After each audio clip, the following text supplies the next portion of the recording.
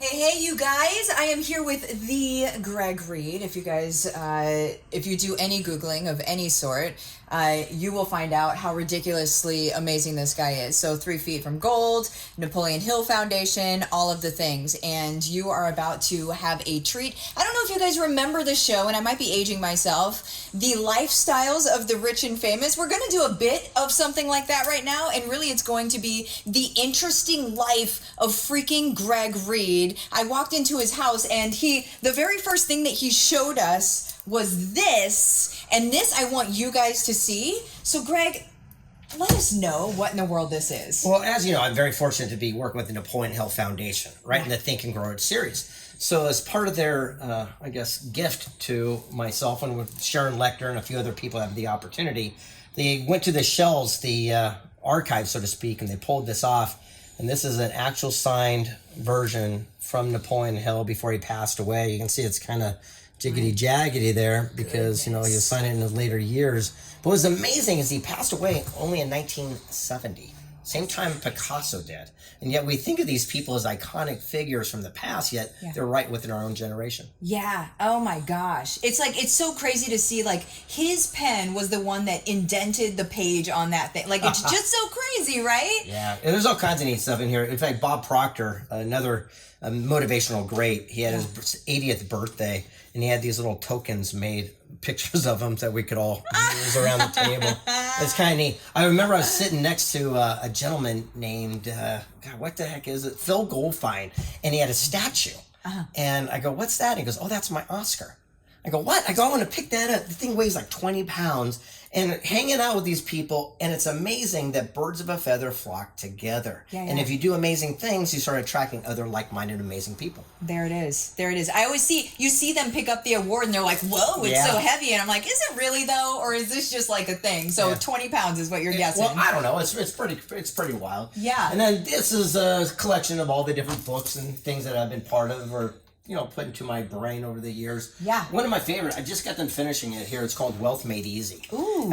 We went around for 3 years interviewing people worth $100 million to $1 billion. Boom. And we just wanted to know exactly what they did. What was their wealth hack? Yeah. And it was interesting to see the common denominators of these people, but one of the big ones was CPC, clues, patterns, choices. Ooh. They look for clues, they follow patterns, and they make their choices very fast. And it's about accountability and responsibility. Yeah. It's your fault. So if you see someone with a bad reputation in business, they cheat your best friend, but you do business thinking, oh, it'll be different. Mm-hmm. When things go wrong, guess what? It's your fault. You saw the clue, you saw the pattern, you made the choice. It is your fault. This is almost like your modern day version of what Napoleon Hill did way back when. And so to be able to talk to all of these people and grab that anybody, listen, if you're watching this right now, get this right now. Do you have it on Audible too, so they can hear it in your voice? Oh, well, that's not my voice. Is it somebody else? Somebody else's voice. Well, it's nice. I call it a bathroom book.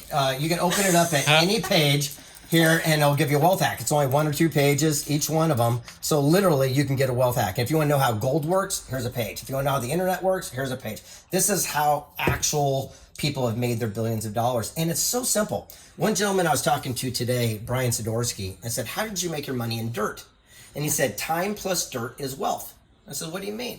He says, oh, hold on, I'm going to close this down here for you. He's going to hear the lawnmowers. He said, time plus land is wealth. Yeah. He says, I look for a town anywhere in the world that's growing exponentially at 25% a year. Because it goes on Google Maps, it's free. Yeah. He goes, I found that town, and then I look for Broadway, Main Street, and I draw a line out 8 miles, and I buy the dirt. I rent the dirt to farmers. They pay the lease, so it's free land to me, and I get vegetables for years. Yeah. And as that town continues to grow at 25%, eventually it ends up on my plot. And since I'm on Broadway, Main Street, and I own the biggest amount of land, I resell that to the box stores for 800 times what I paid $1 billion. Boom. How many people have lived in a city where you're like, so-and-so owned that land and everybody just bought that land from them? Man, they're so lucky. What if there's an actual system to it, right? It's not they're lucky. They knew what they were doing ahead of time, likely, most of them. And a lot of people make their money in dirt. It was interesting. Another guy, Jason Steiner Sports Memorabilia. If you've ever seen basketballs or stuff with logos on there, autographs. And he made his money in dirt also. Yeah. And I couldn't understand it because what happens, he was selling these baseball shoes, and you could sell them for $1,000. But if Derek Jeter actually signed them, they were $2,000. But if they had dirt on the bottom, they were game worn, they were $10,000. And then he realized that when they were tearing down the stadiums, that was dirt on the field. So he went in and bought the dirt and started putting it into keychains and pens and things of this nature, and made tens of millions of dollars, again, selling dirt. Man, it's like the pet rock, but like with meaning and value, right? That's awesome. What other, tell us about this. I love this. Yeah, one of the biggest bestsellers we did is called 3 Feet from Gold. Yeah. It's kind of neat. It went to 45 different languages around the world. And a person from Japan took it and actually folded the pages to write gold. And it's kind of neat over here. You can see, like, these are some of the different languages that the books come in. I mean, very few people have actually even seen all these things, but this is how they come in. I don't have no idea what they say, but I hear they're great. That is awesome. So freaking cool. Well, what else you got? Let's show. Well, as show we go people some through, stuff. there's amazing different books and things of this nature. This right here is Life is Tremendous. My mentor, Charlie Tremendous Jones, he had a quote. He says that you're the same today as you'll be in 5 years, except for 2 things: the people you meet and the books you read. It's what you put in your head. It's who you hang out with. Determines your character as a person. Well, his best-selling book he did right here is called Life is Tremendous. And this is the 800,000th copy personalized that he signed over to me that I get to keep for my collection. And he's the person who made my entire career possible. Oh my gosh. Well, how did he make your entire career possible then? Well, he is, first of all, the very first person to endorse my initial best-selling book. Yeah. And I didn't really know of him, but my publishers got it.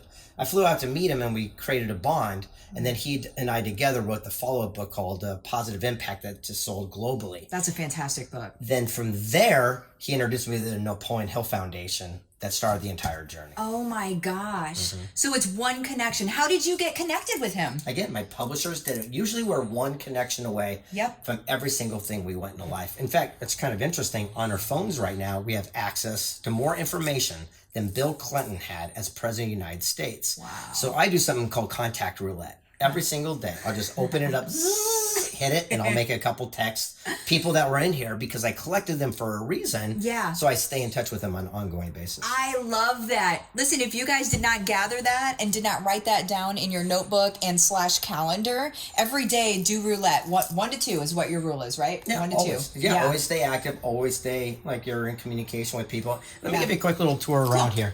So it's really neat. Is this right here? If you ever see my Instagram page, I got all these memes, and this is what it's all about for me. This is climbing Mount Kilimanjaro on top of the mountain. It was absolutely phenomenal. Having the opportunity to hang out with Ashton Kutcher at an event. This Steve Wozniak taught me one of the greatest lessons of all times about, accepting and adapting to what your lack is rather than run from it. Most people run from what they don't have. Yeah. And I said, how did you and Jobs make all your money? He says, we embraced our lack. He said, when microchip processors came out, they were so expensive we could afford 1 chip. Yeah. He goes, Hewlett Packard would make machines that go from A to B with 20 chips. They had all the money of God. Yeah. He said, I'd pull away 5 and get to work with 15. I'd pull away 5, get to work with 10. Eventually we went from A to B using our 1 chip. He goes, but we were not trying to be innovative. We could only afford 1. But by embracing that as an opportunity, we found the shortest, cleanest path and changed the way people do personal computing forever. Pretty wild, right? Boom. Here's a private Skype with Edward Snowden while he's hiding in Russia. Here's with Presidente Vicente Fox. This is where I got Holly Berry. I asked her to marry me on stage. Didn't quite go so good, but at least I gave that a shot, right? Over here, it's interesting. This is Tonino Lamborghini. You know Lamborghini. Yeah. We went to India and we did commencement speeches throughout the country, and they gave us honorary degrees, and that's why I'm a doctor today. Wow. And while I was on stage, their top actress came out, and they knew that I danced one time with John Travolta, so they made me dance in front of 15,000 people to the whole thing. But the best one is my son and I, right here on the mean streets of San Diego, staying active and doing cool things. I love it. What do you say to people that maybe don't have the education that other people have? I know you and I share the fact that we didn't really go to college. I went to 1 semester. That's how I knew I didn't want to go to college. But what do you say to those people that, if they feel like success isn't for them because they haven't had the traditional education? Well, I'm not a psychologist, I'm not a therapist. To thine own self be true. For myself, I'm not a highly educated individual when it comes to, higher learning. However, I hang out and grab information directly from the source, from people who have accomplished what I want to have in my life. So I believe I'm very intelligent based on experience and my connections more than anything else. Yeah. This is where 4-time, almost now 5-time Ruben Gonzalez, Olympian, he's a loser for the Olympics, and he and I went running with the bulls in Spain. But I got to show you something cool. Okay. When Lamborghini came to my event, he gave me a watch. Okay. It was his own brand, but we couldn't figure out how to make it work because it was brand new. So he pulled off his own personal watch and gifted it to me. This is actual Lamborghini's birthday engraved on the side of it. Oh, it's right there. Yeah, so I have, some people have Lamborghini. Wow. I got his watch. How cool is that, right? Dang! Kind of neat, right? Very cool. And then over here, it's kind of the greatest part. This is the first book I ever did. It was called The Millionaire Mentor. And again, people don't understand, but I'm dyslexic. I can't spell, I can't write very well, and I can't read. So this is the first page I ever wrote. It says, boy sees biz man pull up, fancy car, wearing fancy clothes, walks over to him. And this book was turned down by 268 publishers. And the 269th one said, we'll do your book, but you need a ghostwriter because you suck. And I didn't take it personal, and I did, and they went on to craft it in a way that went on to multiple languages all around the world. And the reason I share that is because one quote from this book was shared 37 million times last year. 37 million times, one quote from this book. And that's pretty powerful, especially when everyone says you can't do it. Yeah. And trust me, you've already seen this quote. You just didn't know his mind. A dream written down with a date becomes a goal broken down becomes a plan, and a plan backed by action makes your dreams come true. 37 million people saw it last year because I would not let another person tell me what I can and cannot do. And over here, it's kind of cool. This is Buzz Aldrin, walking on the moon, all the way down to speaking at the United Nations, the Pentagon for all the generals, all the cool people. Again, John Travolta dancing on stage. But here's a good one, because you mentioned it. Right there, Robin Leach. Yeah. There we go. How great is that? I love that. Well, hey, I don't want to take up a bunch of your time. Plus, we'll always come back again later. So what I want to know about is, what is Secret Knock about? Secret Knock is a private, invite-only event where positive, like-minded people come together to network. Yeah. I think that's what's missing. A lot of these events you go to, and they have name tags and hi, I'm Bob, I'm a realtor. We don't do that. In fact, no one's allowed to even know who you are or what you do. Awesome. People pay a lot of money to go, and we won't tell you where it is, who will be there. And you have to get to know everybody while you have the opportunity. And if you're talking to someone, they say, hey, I'm looking for a connection, and you happen to have it, you pull out your phone and you make that connection on the spot. Boom. Yeah, let me show you something right now. I think you'll get a kind of kick out. You can see all of our shoes because we keep them off of my mean skateboards. 58 years old, and I still ride every day, so go figure. Nice. But I tell you all that to share with you this one thing here. Hold on one second, you'll get a kick out of this. People don't believe I was turned down all those times, but these are my rejection letters. These are all the people, all the publishers telling me every reason why I will never become an author. And here we are today with a star on the Walk of Fame for being an author, yet again, I can't really spell very well. Go figure.